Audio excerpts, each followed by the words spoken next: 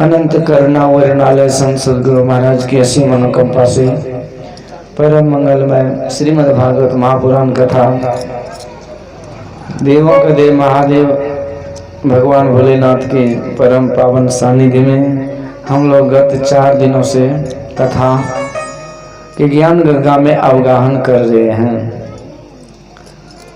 आज आइए कथा के 5वें दिन में हम लोग प्रवेश करें और हर हाल में अपने आप को फ्रेश करें। कल भगवान का जन्मोत्सव हम लोगों ने बड़े धूमधाम से मनाया था। भगवान के जन्मोत्सव के समय में मास दिवस कर दिवस भा मरम न जाने कोई, रवि समेत रथ था के वो निशा कवन विधि होए। ठीक दिन के मध्य में 12 बजे में भगवान राम का प्राकट्य हुआ था, रामनवमी में। तो 1 महीने का एक ही दिन हुआ था, ये किसी ने नहीं जान पाया था, क्योंकि सबके सब आनंद में विभोर थे भगवान के जन्मोत्सव को मनाने में।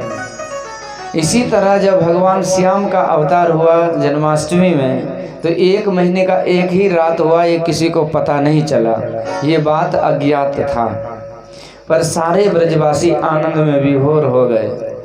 नंदस्त्वात्मज उत्पन्ने जाते ह्लादो महामना, आहूय विप्राण वेद ज्ञान सनात सुचिलंकृत।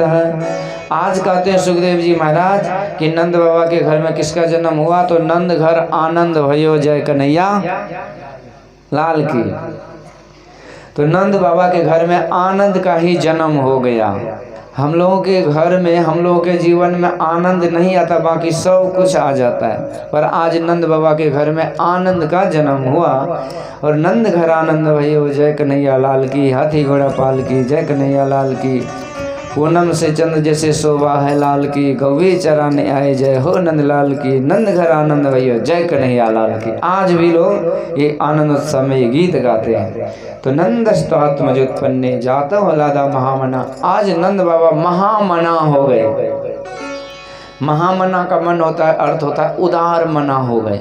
इतने उदार हो गए कि जो कोई भी याचक मांगने आते हैं तो उसके मन के अनुसार जो वो मांगेगा, उससे पहले ही उसकी झोली को भर दे रहे हैं। जो चीज हाथ आज नंद बाबा को लगा वो लुटाते चले गए।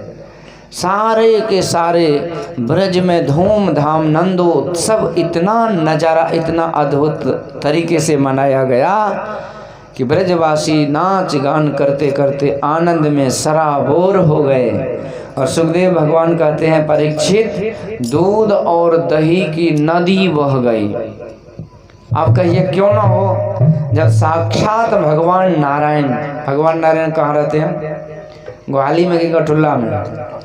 भगवान नारायण क्षीर समुद्र में रहते हैं। क्षीर मतलब होता है दूध, तो भगवान दूध के नदी में रहते हैं।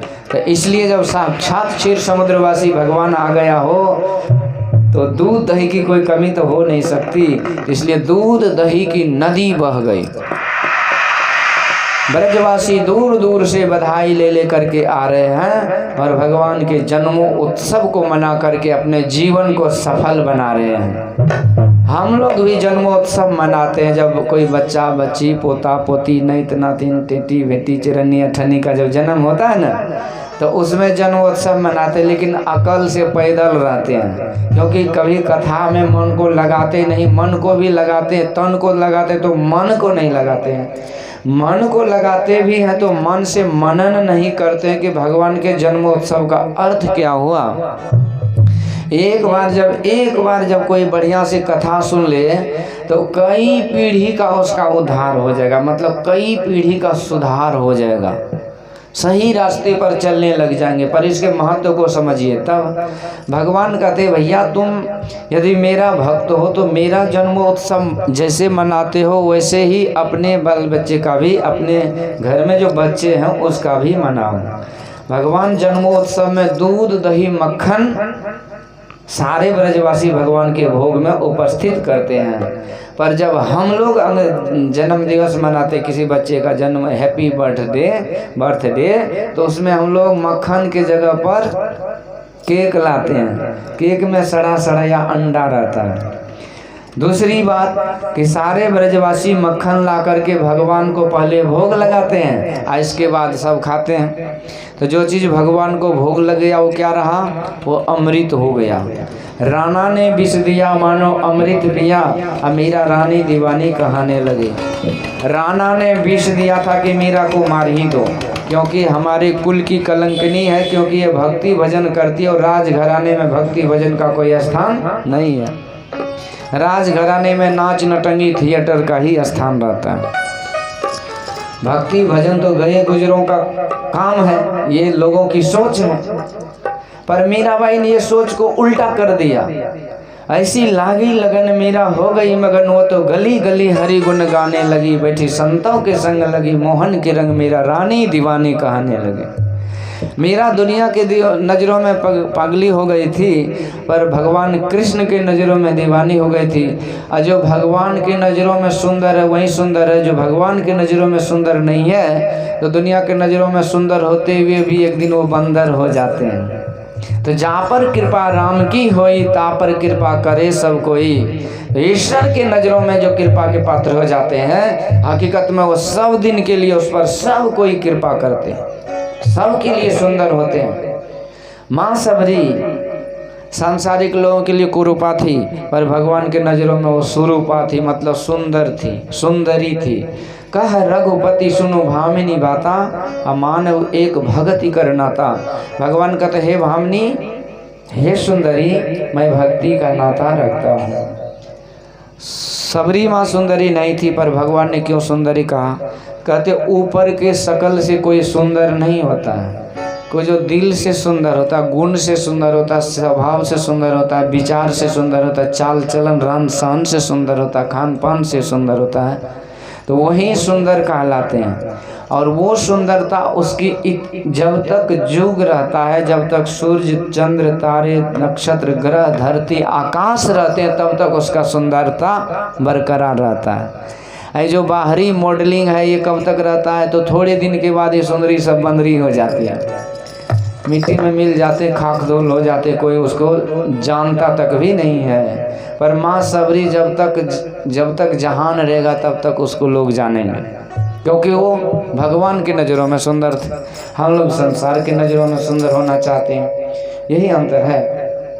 तो मीराबाई को विष दिया था कि इसको मार ही दो, मीराबाई ने भगवान के सामने चढ़ा दिया। अब वो क्या बन गया? अमृत हो गया, क्योंकि भगवान ने जिसे भोग लगा दिया वो अमृत हो गया। तो राणा ने विष दिया मानो अमृत पिया, मीरा रानी दीवानी कहाने लगे। जो चीज़ हम भगवान को भोग लगाते हैं, चाहे उसमें कितनों प्रकार का विकार हो, वो विकार खत्म हो जाता है और वो अमृत तुल्य हो जाता है। इसलिए बर्थडे में केक को अपने आप और अपने बाप को, अपने पोता पोती को, सबको मुंह पर खाते कम है, खिलाते कम है, खाते कम है और मुंह पर लेपते ज़्यादा है। तो कहते कुत्ता बानर वाला संस्कार है। ये भगवान कहते ये भक्तों का लक्षण नहीं है जन्मदिन मनाने का।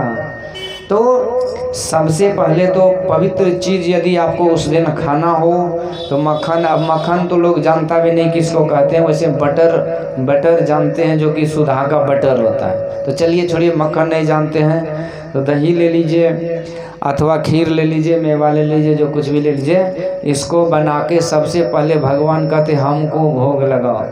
हम में वो सामर्थ्य है कि सारे विष को हम अमृत बना सकते हैं। यदि तुम खाओगे तो बच नहीं पाओगे, नाश हो जाओगे, मर जाओगे। इसलिए किसी बच्चे के जन्मदिन में सबसे पहले तो भगवान को वहाँ पर स्थापित करके उसको भोग लगा दीजिए, इसके बाद दीप से सजा दीजिए। पर यहाँ क्या होता है कि मोमबत्ती को जब खाने लगते हपाहप तो सब मोमबत्ती को बुझा देते हैं, और जितना बैलून सजाया हुआ रहता सबको नोच नाच देते हैं। मतलब कहते कि हम सुधारण नहीं उजारण जन्म लिए हैं, हम भी उजारेंगे, तुम लोग को भी उजारेंगे, हम भी उजरे हुए हैं। तो जन्मदिन के समय में भगवान के मंदिर को सुंदर तरीके से सजाया जाता है। सुंदर से सुंदर मेवा मिष्टान प्रसाद बनाया जाता है, उसे भोग लगाया जाता है, भजन कीर्तन गाया जाता है, नाचा जाता है, गाया जाता है और इसके बाद सबको प्रसाद खिलाया जाता है। तो सबसे पहले दुआ और आशीर्वाद भगवान का मिलता है और इसके बाद जितने जजमान वो प्रसाद खाते हैं सबका आशीर्वाद उस बच्चे को मिलता है और तब जा कर के उसका जन्मदिन हैप्पी बर्थडे हो जाता है। बोलिए भक्त वत्सल भगवान की। इसलिए एक शिक्षा तो जरूर ले लीजिए कि इस तरह से जन्मदिन मनाइए पूजा पाठ के द्वारा, पर जन्मदिन जरूर मनाना चाहिए। जन्मदिन मनाने से हमको पूरे साल का हिसाब किताब का पता चलता है कि भाई एक साल निकल गया। दूसरी बात कि अगला साल भी सही से निकले, तो इसके लिए पूजा पाठ करके हम उस ईश्वर से दुआ मांगते हैं कि हमारा जो बच्चा है उसका अगला साल भी सुख शांति से गुजर जाए। तो इसलिए जन्मदिन ये तरीका है। पर और भी कुछ है, वो टोपी पहना जाता है, बच्चे को टोपी पहनाया जाता है, हाथ में छुरी दिया जाता है। अब लोग प्रसाद को कोई छुरी से काटता है क्या? प्रसाद को हाथ से धो धा करके बढ़िया से मिलाया जाता है। पर सेब साब हो तो उसको भले आप टुकड़ी कर सकते हैं, पर वहाँ केक को छुरी से काटा जाता है। सुनते हैं, वैसे तो मैं देखा नहीं हूँ, एक साईं बाबा है जहाँ तहाँ उसका लगा रहता है, तो उन्होंने उसका जब जन्मदिन था तो उस दिन गौ बना दिया था केक का और उसी को काट रहा था, खूब विरोध हुआ था। तो वो छुरी से नहीं काटा जाता है, वो टोपी नहीं पहनाया जाता है। वो टोपी जो है ना वो जोकर लोग पहनते हैं, नाच नटंगी में देखिए जोकड़वा सबका टोपी, तो वही टोपी वो बच्चा बेचारा भोला भाला उसको जोकर बना के छोड़ देते हैं।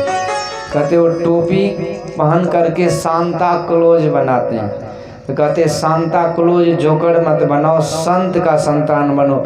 संत मता बिनो गति नहीं, सुनो सकल देखा, जो चाहो उद्धार को तो बनो संत संतान। सांता जोकर नहीं बनो, संत का संतान बनो, क्योंकि संत शरण जो जन परे, सो जन उधरन हार, संत की निंदा नान का बोरी बोरी अवतार। तो ये शिक्षा लेकर के आइए हम लोग कथा में प्रवेश करते हैं कि हमको कैसे जन्मदिन मनाना चाहिए। भगवान का जन्मोत्सव मनाया गया और बड़े धूमधाम के साथ ब्रजवासी नाच गा करके आनंद उत्सव मना रहे हैं। देखिए ये तो हम लोगों का विचार होना चाहिए।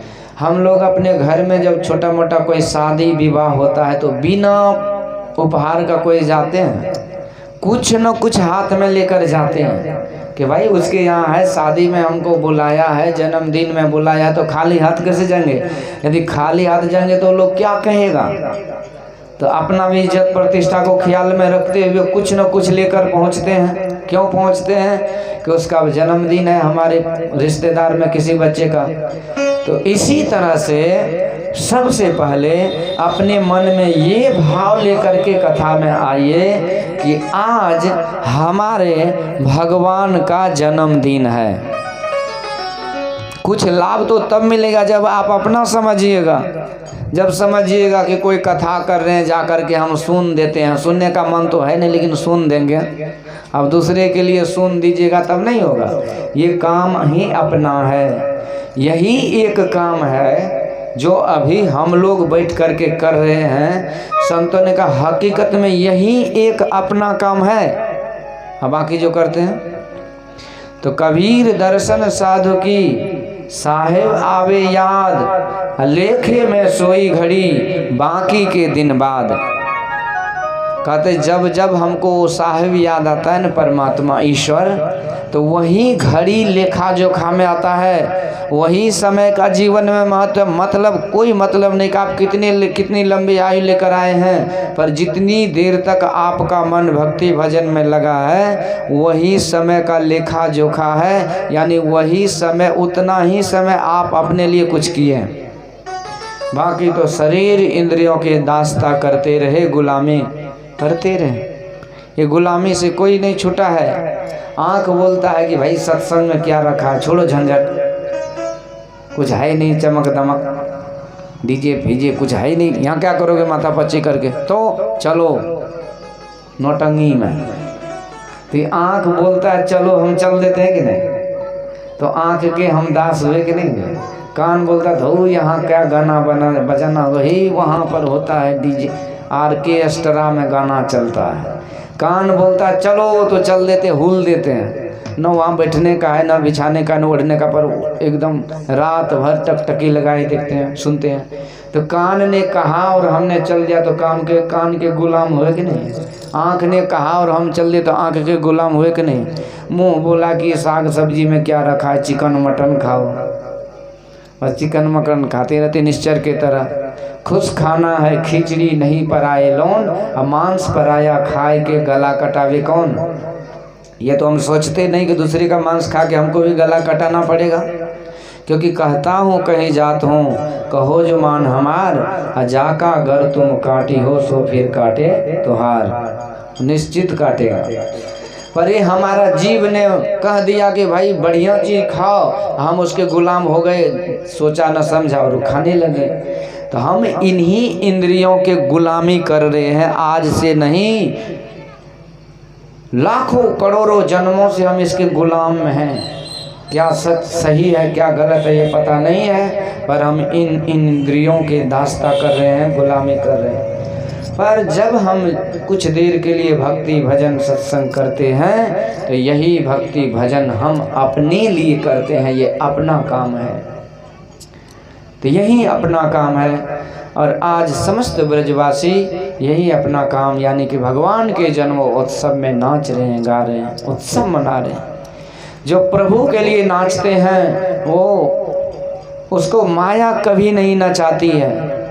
जो माया सब जगह ही नचावा, जा सुचरित लखी काहू न पावा, असो प्रभु भ्रो विलास खगराया, नाच नटी इव सहित समाया, सो दासी रघुवीर की समझे मिथ्या सोपी, अछूट न राम कृपा विनो, नाथ कहूँ पद रूपी। कहते जो माया सारी दुनिया को नचाती है, कभी कहाँ नचाती है। आप नहीं देखते रोड पर क्या इधर उधर कैसे देखते बिरनी की तरह छटपटाते रहता है, लगता है बिरनी बिन लिया, ऐसे बिल बिल बिल बिल इधर से उधर करते रहता है। अभी लोग कम दिखाई देगा, और कहीं हो हल्ला हो जाए तो देखिए कैसे एकदम जुट जाता है, सब तरफ से लाठी पुलठी लेके पहुंच जाएगा, क्या हुआ।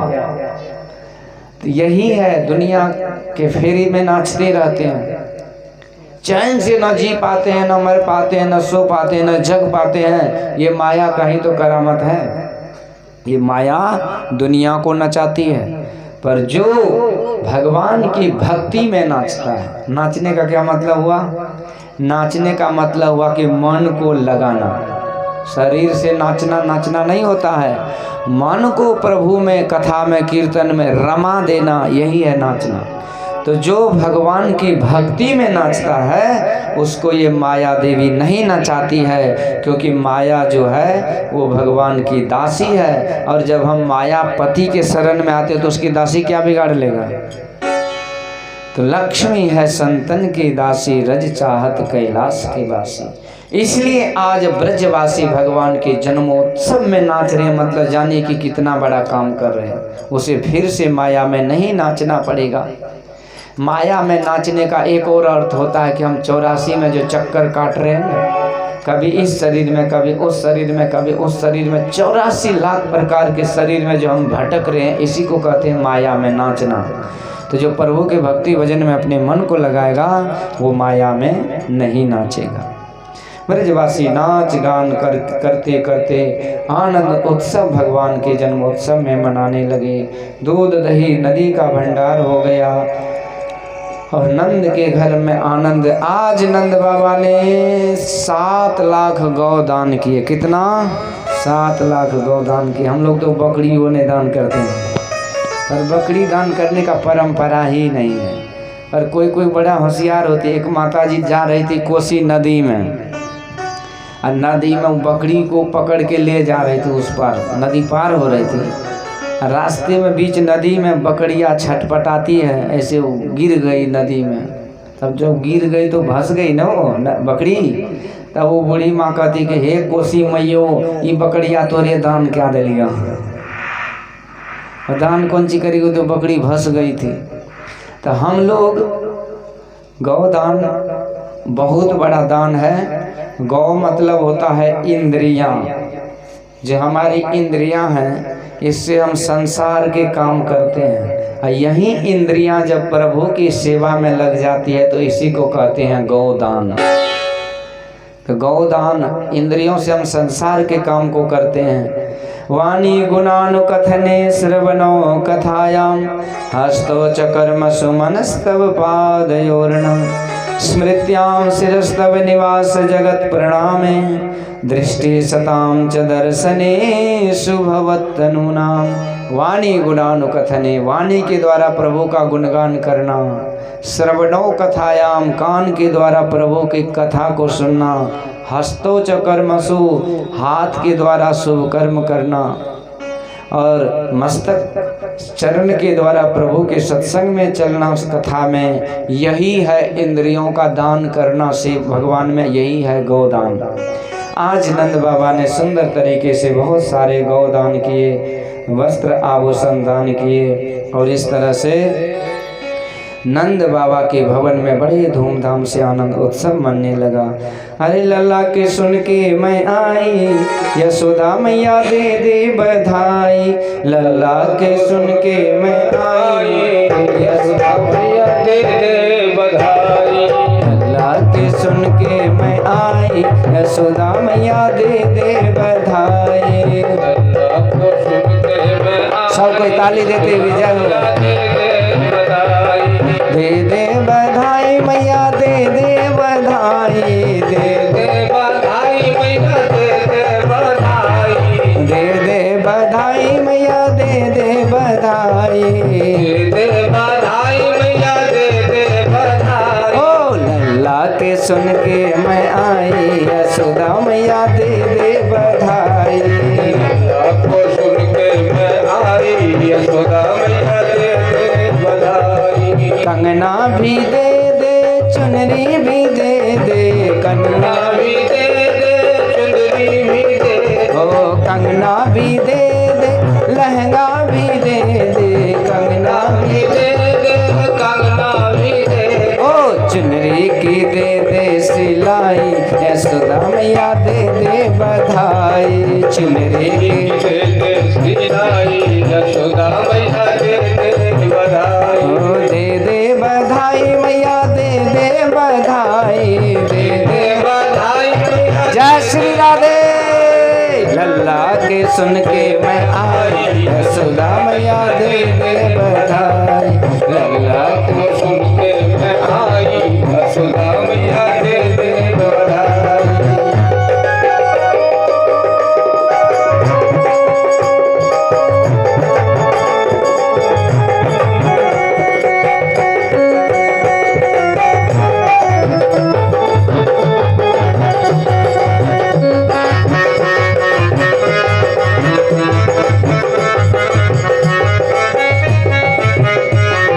पैजनी भी दे दे मैया, बलिया भी दे दे, पैजनी भी दे दे मैया, बलिया भी दे दे। ओ पैजनी भी दे दे मैया, बलिया भी दे दे, पैजनी भी दे दे मैया, बलिया भी दे। ओ नथिया की दे दे भराई, यशोदा मैया दे दे। नथिया की दे दे भराई, यशोदा मैया दे दे बधाई।